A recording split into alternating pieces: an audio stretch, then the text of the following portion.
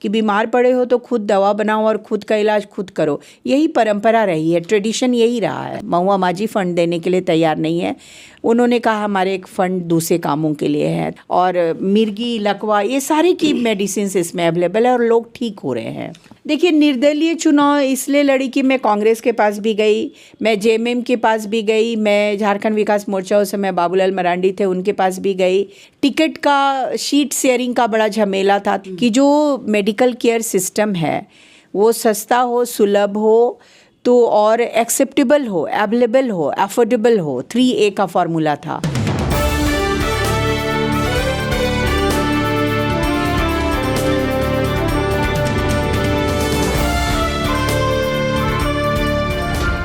तो हमारे बीच हैं डॉक्टर वासवी किरो।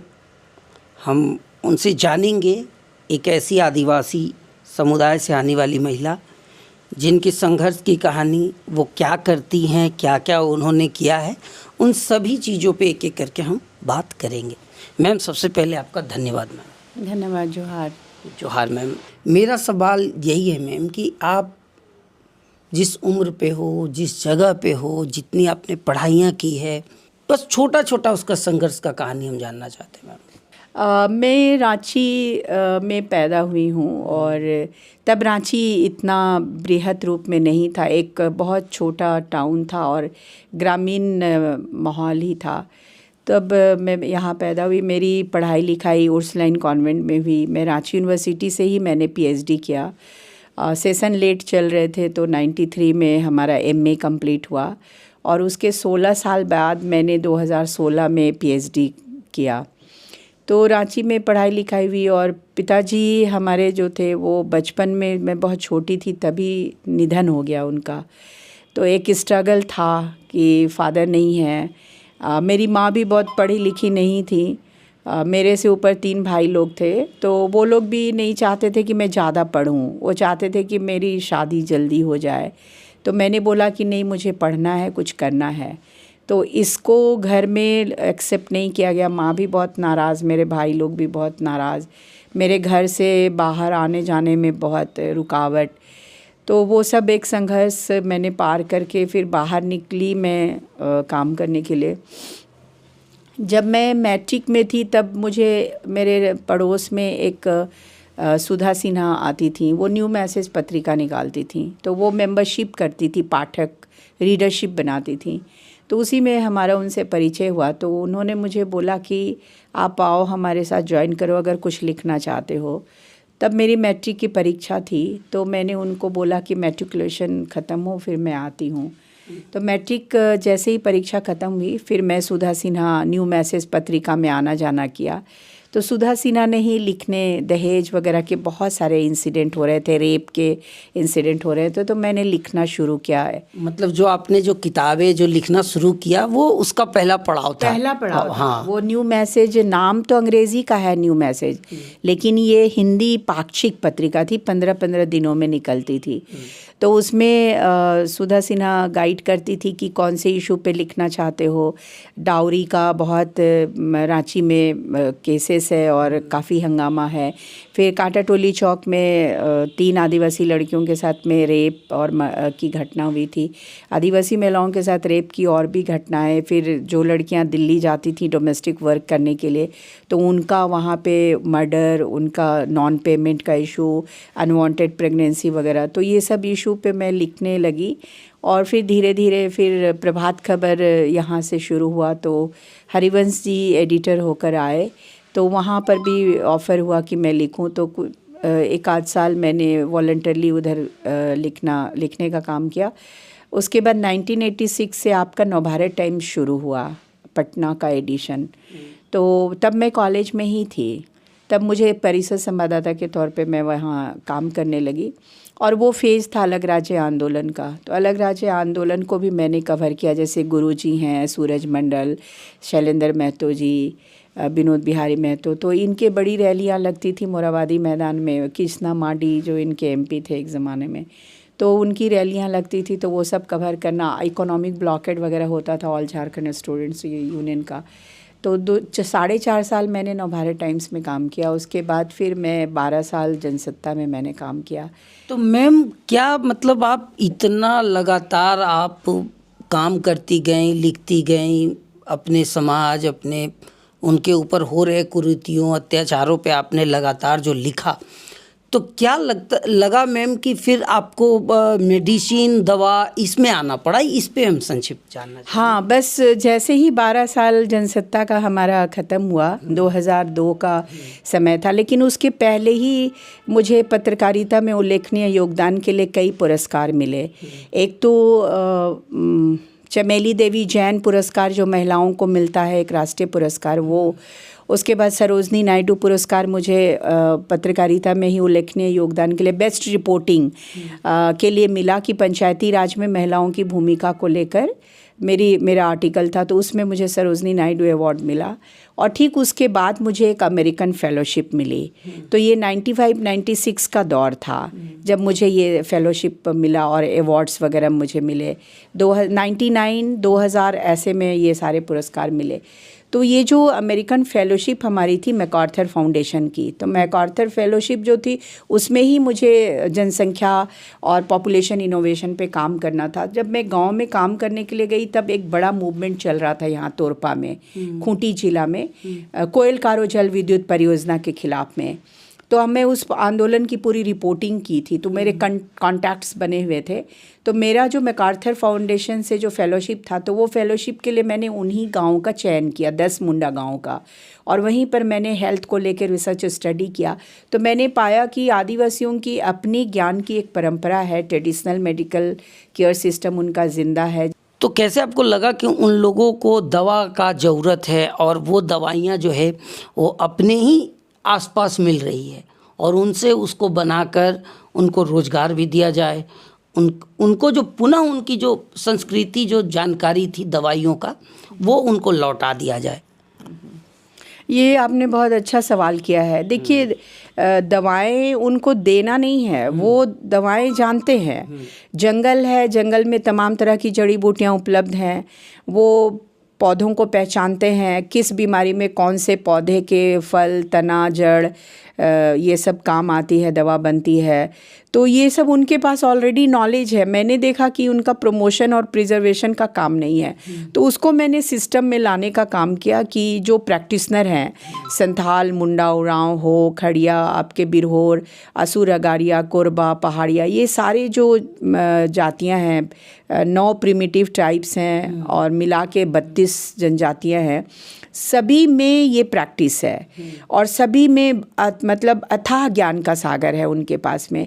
तो उसको डॉक्यूमेंट करना, उनको सिस्टम में लाना और उनकी बनी हुई दवाइयों से बीमार लोगों का इलाज। तो मैंने एक सिस्टम को डेवलप करने का काम किया है, जो मुझे मैकआर्थर फाउंडेशन फेलोशिप के माध्यम से मुझे मिला। और आज अभी ये होम्योपैथी एथनोमेडिसिन के रूप में एक चर्चा में है और ऑलमोस्ट सभी जगह जागरूकता है। जैसे आदिवासी समाज जो है सरना रिलीजन के लिए फाइट कर रहा है, उसी तरह से आदिवासी समाज एथनोमेडिसिन, होम्योपैथी की आइडेंटिटी के लिए भी फाइट कर रहा है। समझिए हमारा स्ट्रगल का फेज है ये। और अब लोग दवाइयाँ बनाते हैं, अपना इलाज खुद करते हैं। ये सेल्फ मेडिकेशन का सिस्टम ही है कि बीमार पड़े हो तो खुद दवा बनाओ और खुद का इलाज खुद करो। यही परंपरा रही है, ट्रेडिशन यही रहा है। देश विदेश की जितनी भी ट्राइबल जगह हैं, साउथ अफ्रीका से लेकर अमेज़न तक, आप सब जगह घूमी हैं? ये देखिए, कई देशों का हमने दौरा किया है, 12-13 कंट्री का। तो वो ट्राइबल कॉन्फ्रेंसेस होते हैं, तो वो मेरी एथनोमेडिसिन को जानना चाहते हैं कि भाई आपने इंडिजिनस सिस्टम ऑफ मेडिसिन में आपने क्या वर्क किया है। तो ये जब मैं वहाँ गई तो मुझे पता चला, जैसे ओरांग असल मलेशिया में है, ओग्रोट आपके फिलीपाइन के ट्राइबल्स हैं, नेपाल में भी सेम ट्राइब्स हैं, आपके उरांव, मुंडा, संथाल लोग भी वहाँ भी हैं नेपाल में, भूटान में, बांग्लादेश में भी हैं, सेम उरांव कम्युनिटी है वहाँ, तवांग नेपाल की आदिवासी जाति है। तो ये लोगों ने बोला कि हमारे बीच में भी हमारी पद्धति जीवित है और वहाँ पे वो लोग भी अपनी परंपरागत चिकित्सा पद्धति के तहत ही इलाज करते हैं और अंग्रेज़ी टैबलेट वगैरह इस्तेमाल नहीं करते हैं, जिसमें वो एक्सेप्टेबल ही नहीं है।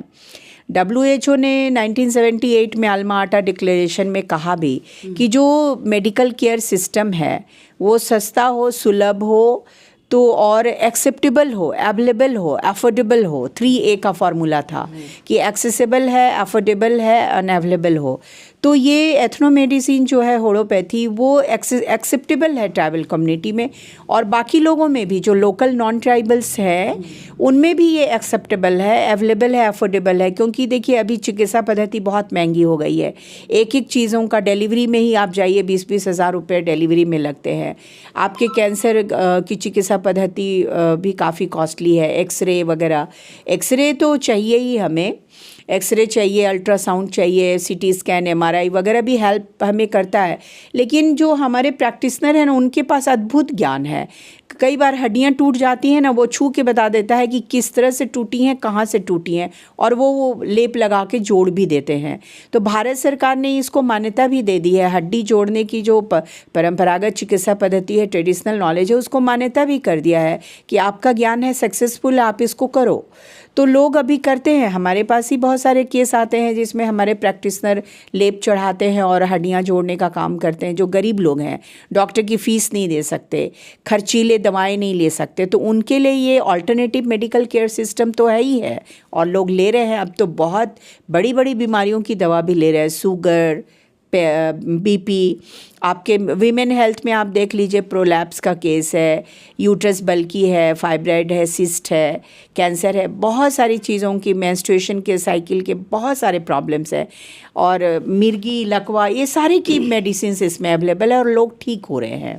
मैम ये बताइए, फिर आप जब इतना कुछ आपने हासिल किया, अपने लाइफ में अचीव किया, तो मैम कहाँ आप चूक गई कि आपको कोई बड़ा, आपने उन लोगों के लिए कोई अस्पताल, कोई सिस्टम, कोई ये नहीं आप बना पाई? देखिए, ये भी आपने बहुत ही बेहतरीन सवाल किया है। जब मुझे मैकार्थर की फेलोशिप मिली थी और जब मैं काम शुरू करने लगी, तब से लेके अभी तक का सफ़र में आप देखिएगा कि 27 साल 30 साल हो गए। तो लगभग 20-30 साल का समय बहुत छोटा होता है इस तरह के मेडिकल फील्ड के लिए। तो आपके पास ज्ञान का एक अच्छा भंडार होना चाहिए और एक चीज़ें सिस्टम में आनी चाहिए। उसी के आधार पे आप कोई institute, national institute of ethnomedicine या mahua flower collection processing production institute of India जैसी चीज़ों की जो अवधारणा या आइडिया इतने सारे काम के बाद ही अभी पिछले 10 साल में डेवलप हुआ। तो जब ये डेवलप हुआ हमारे माइंड में कि ये सब बृहद ज्ञान है, रिच नॉलेज है, भास्ट है, और पूरे दुनिया में, ब्राज़ील में, जर्मनी में, USA में इवन इस नॉलेज को बहुत ही पहचान है और रेस्पेक्ट है, लोग इस्तेमाल करते हैं। सोसाइटी ऑफ एथनोमेडिसिन आपका जर्मनी में है जो वर्क करता है, इंडिया में लखनऊ में सोसाइटी ऑफ एथनोबॉटनिस्ट है जो वर्क करता है।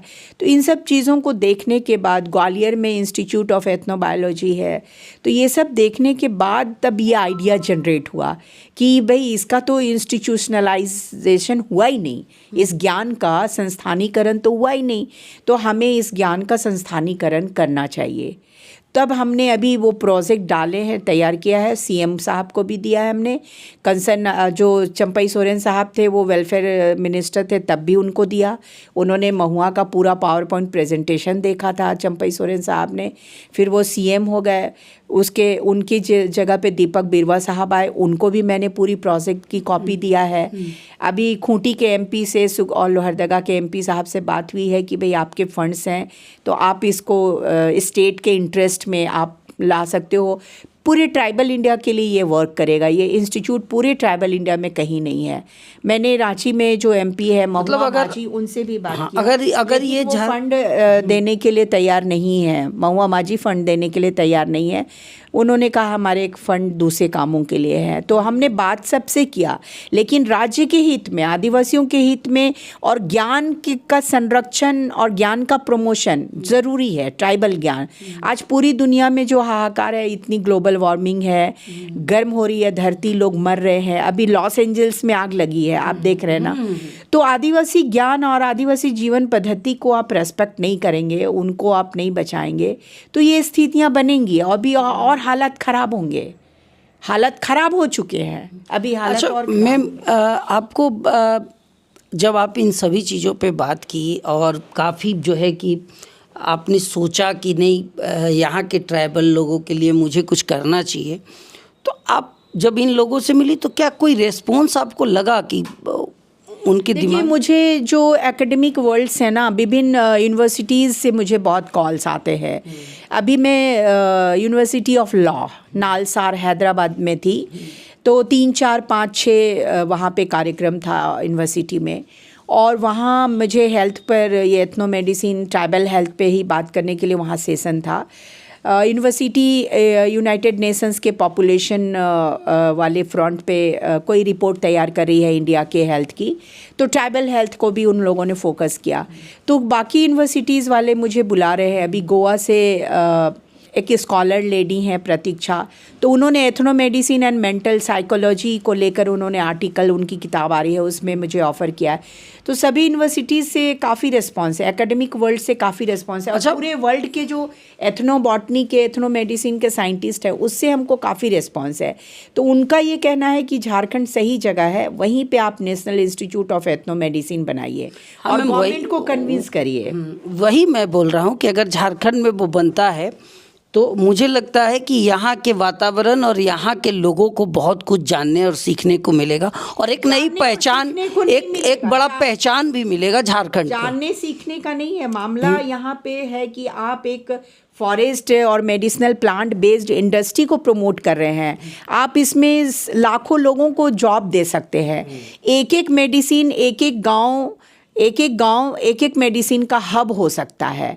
आप जैसे यहाँ बेंग साग है, मंडूक पर्निक संस्कृत में कहते हैं, सेंटिला एसिएटी का बोटेनिकल नेम है, उससे ही इतनी दवाइयाँ बन सकती हैं कि एक एक गांव में उसका एक एक हब हो सकता है। लेकिन है कि अब गवर्नमेंट की इस तरह की प्लानिंग हो, हम गवर्नमेंट को कन्विंस करने में लगे हैं। मैम, अब एकदम छोटा सा सवाल, मैं यहाँ पे खड़ा हूँ, उधर मारांग गोमके जी, जयपाल सिंह मुंडा जी का फोटो लगा हुआ है, नीचे बहुत सारे ऋग्वेद यहाँ पे दिख रहा है मैम। ऋग्वेद है, यजुर्वेद है, तो ये क्या, और श्याम वेद है, सामवेद, यजुर्वेद, अथर्ववेद, हाँ, चारों वेद आपने रखा हुआ है। मैं बस मेरे नज़र गई तो मुझे लगा कि इस पे पूछना चाहिए मैम। क्या देखिए, अथर्ववेद में जो अभी हमारे अनीमिया के प्रॉब्लम्स है, मलेरिया है, और जो अभी की बीमारियां चलती हैं ना, वो सारी बीमारियों के बारे में अथर्ववेद में जिक्र है। और उस समय भी इस तरह की बीमारियां थी, तो मंत्र उसमें हैं, चैंट्स वगैरह हैं। तो ये सारी चीज़ें ट्राइबल नॉलेज पे बेस्ड हैं। आज देखिए कि पूरे ट्राइबल इंडिया में आदिवासी औरतों के शरीर में खून की कमी है। माननीय प्रधानमंत्री ने एक कमेटी बनाई, committee of empowerment of tribal women. तो वो कमेटी ने ये रिपोर्ट दी कि 70% आदिवासी औरतों के शरीर में खून की कमी है। ये गवर्नमेंट पार्लियामेंट्री कमेटी, संसदीय समिति की रिपोर्ट है जो माननीय प्रधानमंत्री ने बनाई। हीमोग्लोबिन। तो आप देखिए, अथर्ववेद में उस समय अनीमिया का जिक्र है। और बाकी तो ये सारे वेदों को मैं पढ़ती हूँ, इसमें काफ़ी जानकारियाँ हैं, और मैक्सिमम सारे नॉलेज जो है वो ट्राइबल नॉलेज से मिलते हैं। आप ये बात मानती हैं कि जो पुराने ऋग्वेद, अथर्ववेद, श्यामवेद, ये चारों वेद जो हैं वो कहीं ना कहीं हमारे पारंपरिक, हमारे हर बीमारी और कई चीज़ों का ये लोग पहले से ही जानते थे कि ये सब है। ऋग्वेद में तो देखिए हजारों शब्द मुंडा भाषा के शब्द हैं। ये फ्रिटिस स्टॉल ने भी लिखा है, जो एम्स्टर्डम के राइटर हैं, डिस्कवरिंग द वेदास में, कि ऋग्वेद में हजारों शब्द मुंडा भाषा के शब्द हैं। तो ऋग्वेद में जो चीज़ें हैं वो मुंडा नॉलेज से रिलेटेड चीज़ें हैं, लिखी हुई हैं, लेकिन इसके प्रचार प्रसार दूसरे तरीके से लोग करते हैं। हाँ, मेरा यही था कि लोग इसको बड़ा गलत व्यू से। ऋग्वेद भारत का सबसे प्राचीन ग्रंथ है, और भारत में आने वाले, और भारत देश आदिवासियों का है, भारत में आने वाले सबसे पहले मुंडा आदिवासी समुदाय के लोग हैं। तो उनके ही ज्ञान और उनके ही जीवन और उनके ही परंपरा, ट्रेडिशन, कस्टम, कल्चर चीज़ें ही तो उसमें लिखी हुई हैं। अंतिम सवाल मैम, 2019 में आपको क्या लगा कि आप हटिया विधानसभा से निर्दलीय चुनाव लड़ी? देखिए, निर्दलीय चुनाव इसलिए लड़ी कि मैं कांग्रेस के पास भी गई, मैं जेएमएम के पास भी गई, मैं झारखंड विकास मोर्चा, उस समय बाबूलाल मरांडी थे, उनके पास भी गई, मैं सब इन 3 बड़ी पार्टियों के पास में गई। लेकिन टिकट का शीट शेयरिंग का बड़ा झमेला था। तब मैंने तय किया कि मेरा विस्थापन मुक्त झारखंड का मेरा एक स्लोगन था उस समय कि विस्थापन पूरे झारखंड में हर कॉर्नर में डिस्प्लेसमेंट है, चाहे डैम से हो, माइनिंग की वजह से हो, कल कारखाने की वजह से हो, सेंचुरी पार्क की वजह से हो। तो मैंने विस्थापन मुक्त झारखंड का और विस्थापित आयोग बनाने का एक सूत्री डिमांड लेकर मैं चुनाव में उतरी थी। बाद में हेमंत सोरेन साहब ने बोला कि हम विस्थापित आयोग बनाएंगे। ये अलग बात है कि उन्होंने अभी तक नहीं बनाया। ये अलग बात है कि उन्होंने विधानसभा में 3 बार घोषणाएं की, और वो झारखंड के ऐसे चीफ मिनिस्टर हैं कि जिन्होंने विधानसभा में बार बार घोषणा की लेकिन अभी तक नहीं बनाया। आप देख रहे हैं मक्खन न्यूज़। मैं दीपक चौबे, कैमरामैन अंकित के साथ। जय हिंद, जय भारत।